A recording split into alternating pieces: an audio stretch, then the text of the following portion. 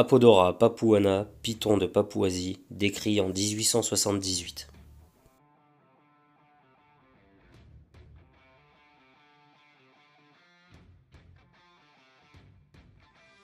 Le python de Papouasie se rencontre, comme son nom l'indique, en Papouasie-Nouvelle-Guinée.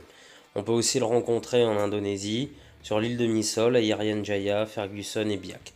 C'est un serpent qui occupe une grande aire de répartition et qui peut se rencontrer assez aisément. Il affectionne particulièrement les forêts à moussons, les basses terres.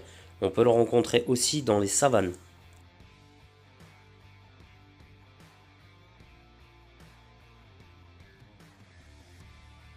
Les juvéniles arborent une couleur vert-olive. Le changement de couleur intervient durant la croissance du serpent pour devenir plus foncé, tirant alors vers le brun.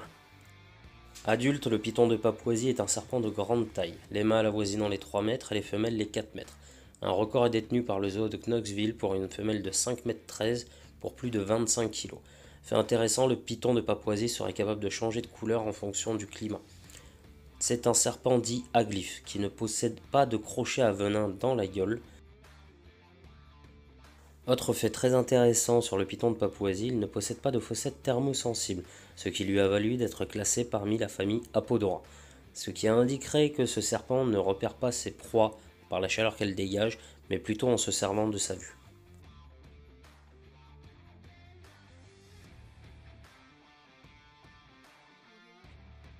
L'Apodora est décrit comme un animal nocturne et terrestre, bien qu'il se rencontre assez fréquemment durant la journée.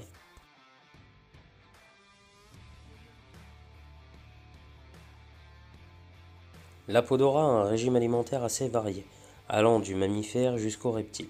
Il peut manger des proies qui vont d'une taille d'une souris à celle d'un wallaby.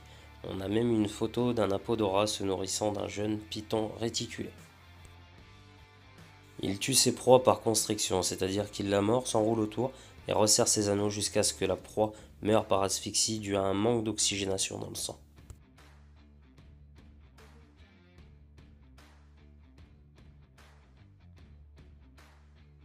Ce python est comme tous les pythons un serpent ovipare, c'est-à-dire que la femelle pond des œufs jusqu'à 24. Le cycle de reproduction est régi par les saisons, une saison sèche, une saison humide. La saison humide peut durer jusqu'à 4 mois. Voilà les amis, c'est la fin de cette vidéo, j'espère qu'elle vous aura plu. Je vous présente Big Mama, si vous voulez la voir, vous pouvez la suivre sur Instagram.